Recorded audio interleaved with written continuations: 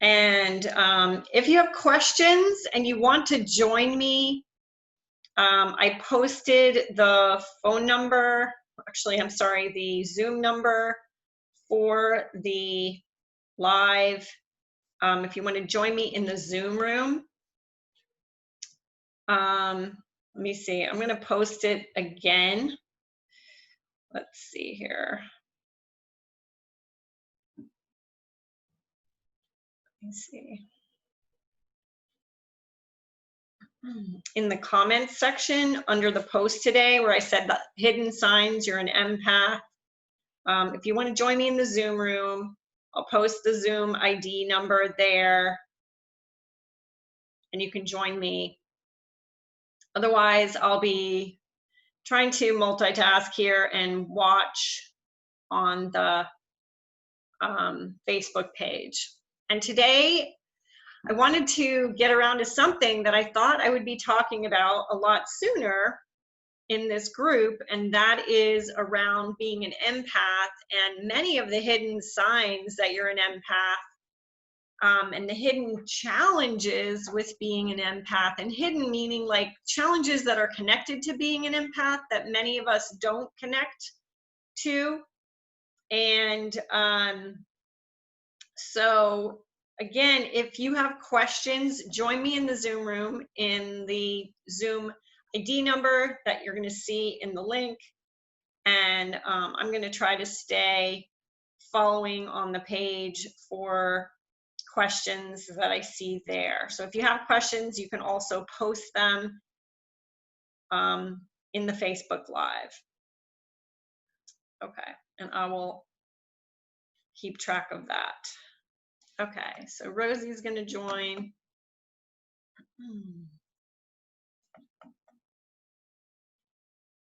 And I'm looking to see if this is actually in the showing up in our Facebook Live, and I'm not seeing it there. Let's see, I'm going to unmute you just for a minute. Rosie, if you look on the Facebook, are you seeing it says I'm live on Facebook, but it's funny when I bring it up, I'm not seeing it. I'll check, but it was showing. It was? Okay, good. Yeah. There must Let me check again and I'll let you know. Yeah, delay on my phone.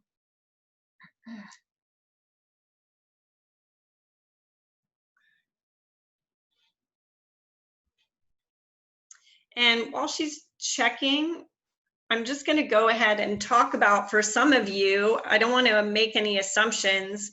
I want to talk about what is an empath. So are we good, Rosie, in Facebook? We are good. Just a little delay on, the timing with the internet, but yes, you're on. Okay. All right, great. Okay, I see it. It's down here. Awesome. Again, so, okay, I found it in the feed. I'll be looking for comments there. And I'll also be fielding any questions if you decide to join me in Zoom. So what is an empath? To me, my definition of an empath is someone who is intuitive through their emotions. So they're intuitive through their emotions, so emotionally intuitive. Typically, when people think of an empath, they think of someone who does feel the energy and emotions of other people. Oftentimes, it also means that you may be affected by those other people in uncomfortable ways, but you can also know when people are feeling bad, and that can be a benefit to you. So there's different types of intuition. Typically, when we think of clairaudience, is that I can hear things, I get messages through dialogue in my mind. It may be my voice saying something to me. I might hear some other voice. It could be a word or a phrase. That's clairaudience. Clairvoyant is when we're seeing visions or symbols that come to us for giving us messages or guidance. sentient, which is what typically we associate with being an empath, is when you have those feelings and you're picking up on other people's emotions and you're knowing things more from your gut. And so then there's, gosh, I forget what the other one's called, Claire. I'll think of it in a minute, but it's when you're just getting the downloads. And what's interesting is years ago, there was a test that was popular by someone, and it was like, oh, take this test and figure out which one you are. Well, I believe we are all of them. We have the ability to develop all of our psychic intuitive channels. And why I wanted to start with this one today is because I think there's a lot more of you are out there that are empaths than you realize.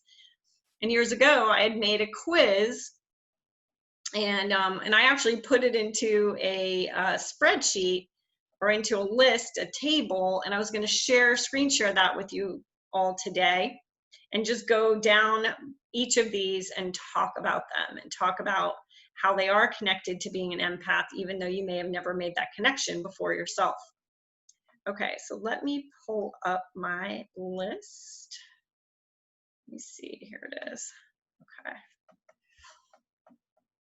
Okay, so I've got this huge list here, and I was going to post this as a quiz at some point, but below are some common problems that may be troubling you, but could also be indicating that you're strongly intuitive.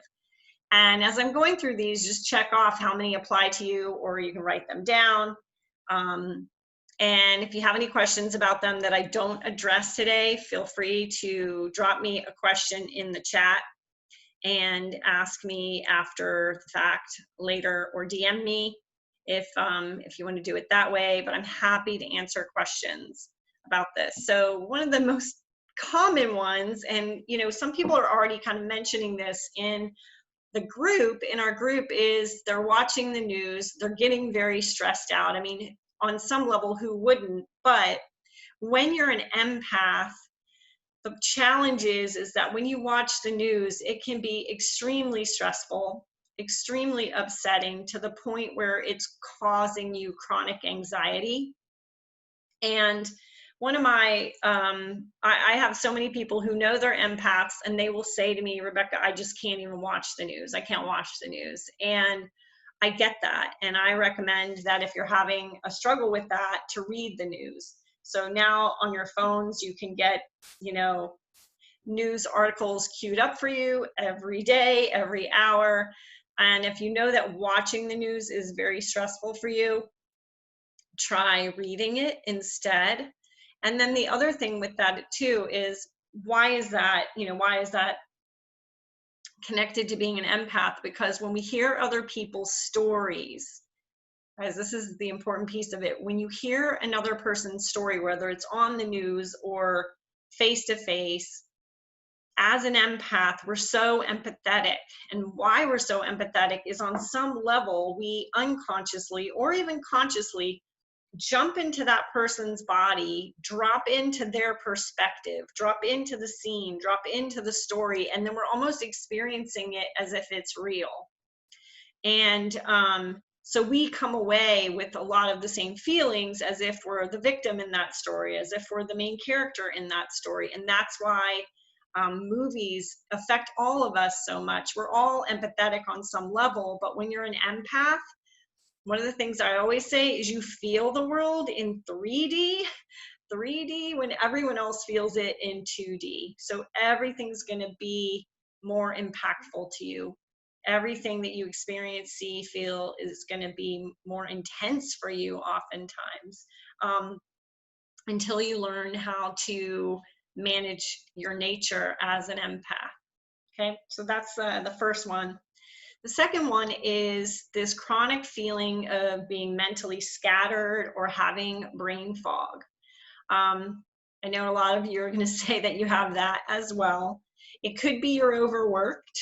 It could be that you're not getting enough sleep, but it can also be, if you've ever noticed, one thing you can start doing is paying attention to if there's a pattern to when you're feeling mentally scattered or having brain fog. And one of the things that really struck me when I started in my practice in hypnotherapy and coaching, which I've been doing for 25 years, at first I didn't even know about empaths. I mean, when I started this work, it was like the late 90s, and that wasn't really a term that was being talked about. But what I would notice sometimes, I'd sit with a client, they're, 3-4 feet away from me in the opposing chair, and I'd be fine, start the session. All of a sudden I'd feel, oh my gosh, like I just can't function. I can't think. I'm scattered. My brain isn't processing. And then I'd be like, wow, I'm tired. I'm hungry. I have low blood sugar. What's going on? It would just come out of the blue. And then the person would get up, they do their session, we do the hypnosis, and it would start to clear once I started hypnotizing the person. And then after they leave, boom, I'm like back to clear, crystal clear thinking, calm, focused Rebecca. And I was like, oh my gosh, I just, we think of empaths as just picking up the feelings of other people, but you can literally pick up that person's tiredness and mental fog. So that's something to kind of pay attention to, is when it's happening. If it's happening all the time, it may or may not be that, but that's just something to note. Chronic anxiety, okay?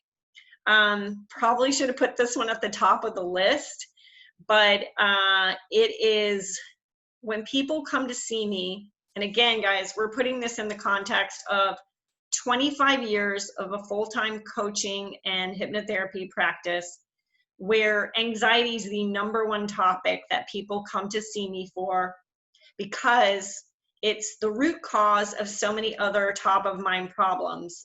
It's related to emotional eating. It's related to insomnia. It's related to, fear of public speaking, fear of driving, flying. It's at the root of why people oftentimes smoke, why they drink too much. And a lot of addictions have at the root, the subconscious mind thinks it's helping you to cope with anxiety. Well, here's the big one that a lot of people don't know, is that, okay, so you've got your top of mind problem. The root of that is anxiety. Well, at the root of the anxiety is that you have what I call problem empathy. You're an empath who hasn't developed your skills to two things, not take on the energy and emotions of the environment around you, and also you haven't stopped the ability to put in check your own anxious thoughts. So instead of watching the news and being stressed, you're running your own stressful stories in your mind. And when you're an empath, it doesn't matter if the story's up on the news or it's in your mind, your body takes the hit for it. You go into fight or flight. And so underneath chronic anxiety is, in 25 years of doing this work and working with thousands of people, I'm telling you, I've never, ever met someone with chronic anxiety who wasn't an empath. And that might seem like a bold statement, but I've logged over 50,000 hours working with clients, and I'm rock solid 100% convinced of that. And I've seen it over and over again. And the important thing I want you to know about this is that if that resonates with you, then there's this pecking order to addressing getting you out of these really stressful states. So it's like people try to quit drinking or try to stop their overeating when they really need to address their anxiety. But if you're an empath, you really need to get the skills to learn how to become an empowered empath, to learn how to manage this overload of what you feel energetically and emotionally from other people, and to stop your own stressful thoughts. So when you become an empowered empath, your anxiety goes down. When your anxiety goes down, then it's way easier to break the habits of overeating, drinking, drugs, alleviate the root cause of your insomnia. And it's just this domino effect that's so powerful in your life, you will not believe, if you address becoming a happier, healthier, empowered empath first. Okay. So gosh, just that alone, I hope might give a breakthrough to somebody watching this today, an aha in the very least. Okay, so next on the list, strong sense of empathy, or the ability to feel other people's feelings. I think I'm going to stop sharing this. I'll be looking at it on my screen, but that way you can see my face a little bit better here. Okay. So a strong sense of empathy. We've basically kind of already referenced that. The ability to feel other people's feelings. Then other people's negativity, fears, or criticisms bring you down. So I remember when I was a young girl going to parties and in my 20s, and I was super, super shy, and I'd walk into a party and I was so shy and uncomfortable in those situations. I could literally feel when some catty girl was giving me the like, you know, who's she kind of look. And energetically, that feels horrible when you have that happen.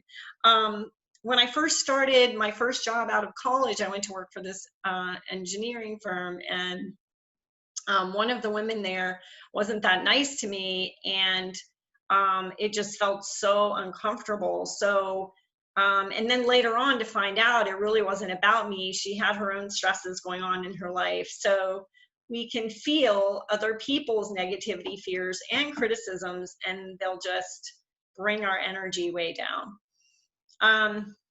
Next, so we know when others are upset, angry, sad without them saying it. That's a very common thing for empaths. Like you can just know somebody is upset, sad, angry, even though they don't say it. And you know, my story I'll share about that was when I was first married.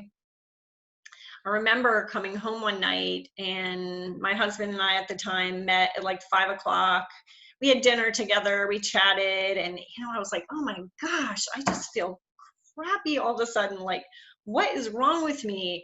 And I was reeling back through my day, trying to figure out where this bad feeling was coming from.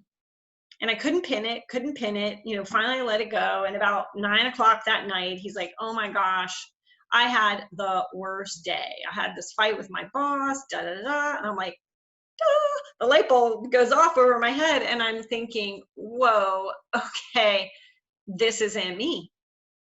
This isn't me. And wow, it was such an epiphany to realize that that what I'd been feeling wasn't me. So one of the tips I give you guys, if all of a sudden you have brain fog that comes on out of nowhere and you're just feeling fine, or a back pain that comes on all of a sudden out of nowhere, or you're feeling tired all of a sudden out of nowhere, or you're feeling angry or upset, or just this malaise or discontent that just is like, where I was fine, you know, 10 minutes ago. Ask yourself this question. Is this mine or is this someone else's? Is this mine or is this someone else's? And sometimes it will come to you immediately. You'll hear a voice say, it's not yours, or it's John's. But a lot of times it'll come in a little bit of a delay. And like that, where it hits you. I didn't know to ask that question at this point, but more recently, a few years ago, I was leaving my office, I got in my car, I'm driving down the road, and all of a sudden I just felt really angry, and I was like, what is wrong with me? I don't even know why I'm angry. And I said, is this mine or someone else's? Probably about 5 minutes down the road, heading to home, I had a flash, an image of one of the sessions that I had earlier that day with a client, and I'm like, oh my gosh, that's her anger, and I just hadn't cleared it. So that's something important to note, is to ask yourself, is it mine or is it someone else's? And sometimes that is enough to just break that state, and you don't need to necessarily fix it. There are some clearing techniques you can do, and I'll be teaching some of those, but that's the main thing, is just that discernment of knowing what's yours and what someone else's can be a huge breakthrough. Okay, next hidden sign that you are an empath would be problems with overeating or binge eating.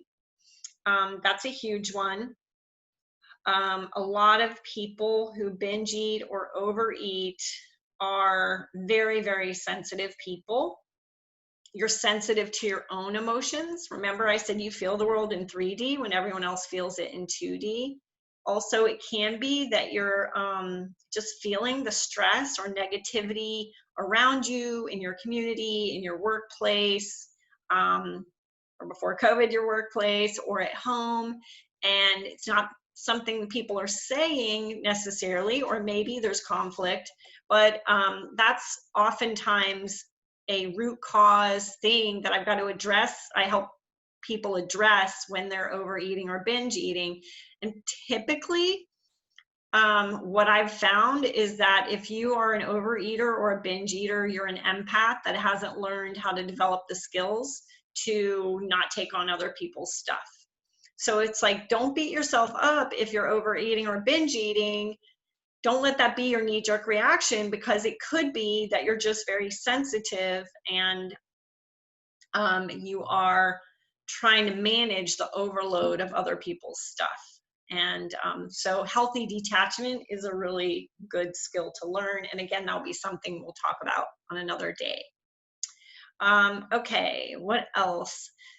Feeling slimed or drained after talking to someone upset or negative. I don't know if this one's so much a hidden one, but it's worth noting that if you've ever sat down with a friend who's going through a breakup or a divorce, or somebody at work who's complaining about their job, and you're being like the lay therapist, you're talking to them, you're giving them encouragement, advice, insight, inspiration, you're giving them, hey, here's the solution, this is what I think you should do. And then you come away and they seem like they're all happy, thanks for talking to me. And you're like, ugh, like the Ghostbusters, if you guys have seen that movie, I just got slimed and now I've got to deal with this. So that's something that can happen for people.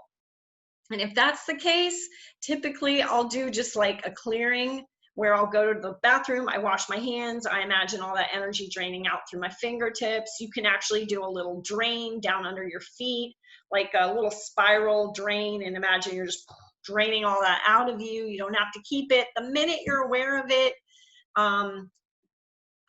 clear it. Clear it with intention. Clear it with some type of mindfulness technique or visual imagery, which I have taught some of those earlier, but I can teach them again, specifically as they relate to empaths. If I get people that are interested in doing that, just let me know. Okay. Another one I want to talk about that's related, I call it people who've developed their emotional radar due to childhood exposure to abuse or alcoholism. I grew up in an alcoholic home, and I've seen this hundreds of times with clients, is that when you've grown up in a dysfunctional family life, chaotic, unreliable, just there's something about that situation that feels dangerous to you, where you felt insecure, unsafe, or even that you had to literally like put your emotional radar out to know when it was okay to be around mom or dad and when you needed to be invisible.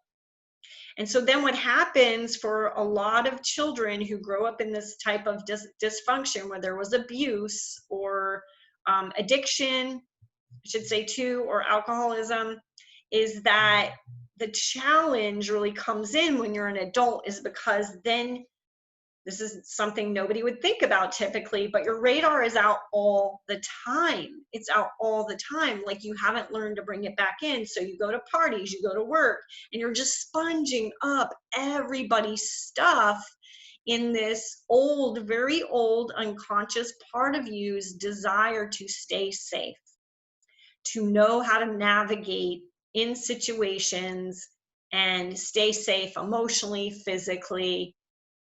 And I remember specifically working with a client years ago who grew up and a very unstable home environment. Mom worked at night, and there were drugs and alcohol all the time. She worked in the food and bev industry, and a lot of her adult problems were related to the fact that her radar was out all the time. She was just super hypersensitive. And so one of the things I taught her to do was how you don't, when you're in a safe environment as an adult and you know I'm in my home, I'm safe, there's no one going to bother me here, you can bring that radar in. You don't have to have it out, sponging up, taking in everything all the time. Doesn't need to be out there at all the time. And if that makes sense, or you have more questions about that, because that's a really important topic, again, you can DM me, direct message me in Facebook Messenger, send me a message if that's something that you might need help with, because it's really important. Okay, other one that's a hidden sign that you're an empath is depression. So that's something that I don't necessarily think people always connect with being an empath, but that was, I figured that out because when I was growing up in that alcoholic home, my thing was depression. And my take on it is that you're just feeling everything so much all the time that at some point your brain, your body, your heart just says, I need to shut down. I want to sleep. I don't want to feel. I don't want to feel anymore. I can't take any more of this. And then people go into depression. So that's, my heart goes out to you, but there is a fix for it. You can, if problem empathy is at the root of that, the good news is you can move beyond that. You don't have to be using depression or just wanting to shut out the world as your coping mechanism. And I'll say that connects to anxiety, because for a lot of people who are empaths, they're, like I said earlier, they have chronic anxiety. So they're anxious. And then some part of their brain goes, I cannot keep feeling all of this stress. Boom, they go into depression. And so then it's called I call it the crazy eight, because it's like you're anxious. I can't take it anymore. I just want to sleep. I want to get away. I want to shut down. Boom, you go down into depression. And then, hopefully you're not going to stay there, but people don't have the tools to not be absorbing all this emotional energy. And then they just kind of keep cycling through. So I think that's a really important point I wanted to make today for people who might be suffering with depression. Okay, next hidden sign that you are an empath is that you have chronic, moderate to severe environmental allergies or food sensitivities. I believe, again, from working with thousands of clients, I've logged over 50,000 hours. And again, I'm not saying it to brag. I'm just telling you to just really say that where I get my ideas, after you've worked with all these people, you see patterns. And that if you do have severe chronic food sensitivities or environmental allergies, you may want to start paying attention if you have those flare-ups when you have been really anxious, where you have been in a situation where there's stress going on in the environment. And true story, guys, when I used to have really bad allergies, and when my kids were little, they were only 15 months apart, they would be bickering, fighting, and I would catch myself sneezing, like these really intense sneezes, and my allergies would just start going off. when I was little, I was also anemic. I had a lot of food sensitivities. And so there can be a connection there. So again, just starting to look at the patterns. And then, so let's say you work on the empath challenges, which means you learn how to develop healthy detachment. You learn how to not take on the energy from people around you. Then you may begin to notice that your symptoms mitigate, that you become less sensitive to foods and your environmental allergies because you're not so sensitized at your core, if that makes sense. Okay, let me see. Okay, all right, just checking on comments. All right, let me keep going through my list here. Okay. Similarly, chronic digestive problems. A lot of people who have IBS, Crohn's, I've seen many of them are empaths that haven't learned skills to manage. You know, they say the gut is a brain itself. Some people believe it's your first brain. So if you're taking in those emotions and energy from people around you, I think it can affect and impair digestion. Okay, next one, avoiding crowds and feeling drained and tired after being in groups. I think a lot of empaths really know that, but you know, maybe some of you don't, that if you are out and about and you're in groups, or some people will tell me they don't like to go to Walmart or malls or places like that when they're empaths because they're just picking up all that energy.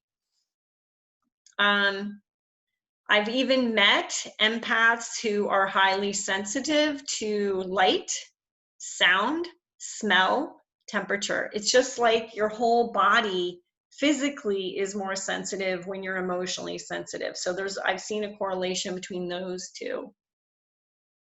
Okay.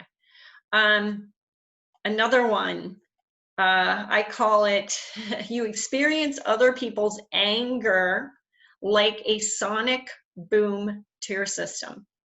So if there are those of you out there who avoid conflict, you don't like conflict, this could be at the root of it, that you're an empath, and when that energy begins of disagreement or anger, again, you're feeling it so intently, you'll do anything to like stop the conflict, which means you'll agree, you may not draw your boundaries like you should. Again, this empath issue can create this cascade of other problems in your life, but when you heal the empath issue, you can really be able to draw boundaries comfortably with people.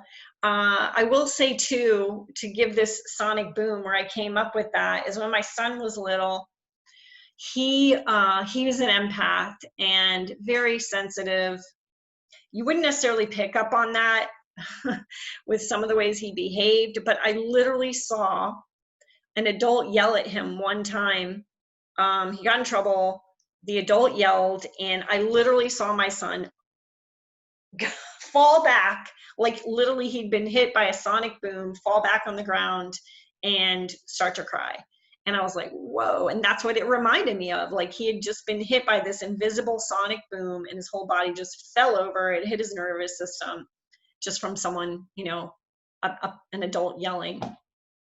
So, okay, let's see. Next, feeling like a psychic sponge to the people and places around you. That's kind of similar to earlier. Having difficulty drawing boundaries or saying no, just as I related it to earlier. Another thing that can happen for people is you may not be born an empath per se, or maybe you are, and there's a spectrum to it. Some people are way more sensitive to others. There's a spectrum to athletic ability, a spectrum to artistic ability. I think there's also a spectrum to how empathetic or the type of empath that you are.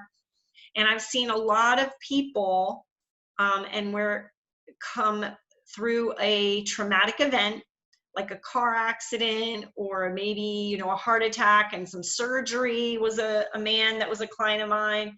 And then it was like this sort of PTSD.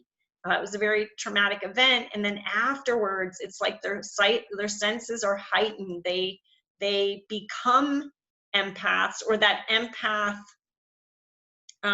signs come forward more as a result of a type of traumatic event or a PTSD. Okay, so there's that. The other one that I think is really interesting, and I want to put out to adults here, but obviously to parents, is that oftentimes I've seen a correlation between children who have ADD or ADHD and being an empath. So what, a few years ago, I was involved with a video series that Dr. Ben Barton, who lives here locally, was putting together, and it was called The Truth About ADD. And he had all of these different specialists. You can go to Facebook and look up The Truth About ADD, or maybe The Truth About, yeah, I think it is ADD, not ADHD, but he talks about both. And he has these specialists that come in to talk about ways to address it. And I was on there. I think you can go to my YouTube channel if that's of interest to you, and I talk about that specifically. You can go to The Truth About ADD and see those videos as well. And I was an expert speaker on the correlation between PTSD in children and what we call phantom ADD or ADHD. And let me explain that. When kids are little and they experience something that to them can be traumatic, and it's because they're more sensitive, it may cause them to go into fight or flight. And then it's not really that they have ADD, they have what we call phantom ADD or phantom ADHD, which is low-level PTSD. And here's the correlation. When you're in fight or flight, because you've had something traumatic that happens, your mind goes into scan mode. Where am I going to escape? You know, what am I going to do? How am I going to get out of here? Do I need to fight? So the mind goes into this scanning mode. And then when people have PTSD, it's like the brain never comes off of that. It never totally goes back to, I can focus. It's like always in that low level kind of scan mode, if that makes sense. If you have this, you will know what I mean. And so at the root of that, though, is it could be the traumatic event sensitized them. It could be that they're just sensitive. And so the reason that Dr. Ben got involved with this is he had, you know, something happened to him when he was little, and he had some traumatic events, and he thought he had ADD or ADHD. And he did grow up in some situations that caused his empath abilities to expand. And again, he talks about some of these things in the interviews. But so if you want to know more about that, again, reach out to me. Another hidden sign that you're an empath is chronic fatigue. And chronic fatigue at its root can be many, many things. It's a very mysterious ailment because it could be nutritional. It could be something else going on. It can also be emotional. So what I've discovered for myself that after I had my kids, there were several things that happened in my life that were quite upsetting. And I developed chronic fatigue, and it wasn't until I figured out that part of the reason is that I was an empath and I was just constantly absorbing other people's stuff, and it was making me tired. And I wasn't clearing my own emotions, my own emotional stuff, and that was making me tired. And part of that, again, at the root is that I'm a really sensitive person, and I didn't know or have the skills to handle it, address it. And once I did start focusing on detoxing myself emotionally, learning healthy detachment and other skills that an empath needs, my chronic fatigue began to immensely lift. Okay, let's see. Oftentimes, another hidden connection that you're an empath is that you struggle with alcohol, drugs, or food addiction. I mentioned food addiction earlier. Many alcoholics, I think, are empaths. I see this, you know, with men especially. They're supposed to not be sensitive, not be emotional. And if they are an empath growing up, oftentimes I believe they reach for alcohol to numb out the overload of what they feel as a 3D empath. And it can be that way with drugs too. It's just people are trying to numb out, not feeling so much. And then the last one I'm going to share is interesting and maybe directed more towards you ladies who are dating right now, or you have dated someone, but you may be an empath if you feel emotionally off after having intimate sexual relations with someone. And that is because there is an energy exchange going on. And if you are a very sensitive 3D feeling person and you sleep with someone, have sex with someone who is emotionally toxic, they may not say it, but maybe they don't have to be a bad person. It could be that they've had some wound in their life, a deep loss of a father or a sibling or something, and they've never healed it. Their emotional well is full. It could be someone coming back from active combat in the military. It could be a law enforcement person. It could be anybody, a doctor, a nurse, anyone who is basically has a lot of stressful emotions that they're not dealing with. And then you have sex with that person, and then, you know, it's great that night, and then the next day you're like tanking. It could be that you've taken on that person's emotions and you didn't know it. So I'm a big advocate for, oh my God, I'm going to make this up right now, but just like energy STDs.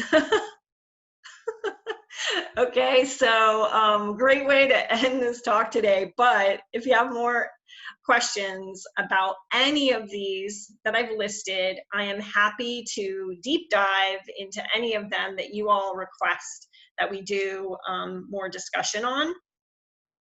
So I'm going to look in here and see if there are any other comments. It looks like energy. Okay, I don't think so. All right, guys, so that is our Facebook Live for today. I hope it's helpful, entertaining, and most of all, useful to you. And my love goes out to each of you. Have a great week.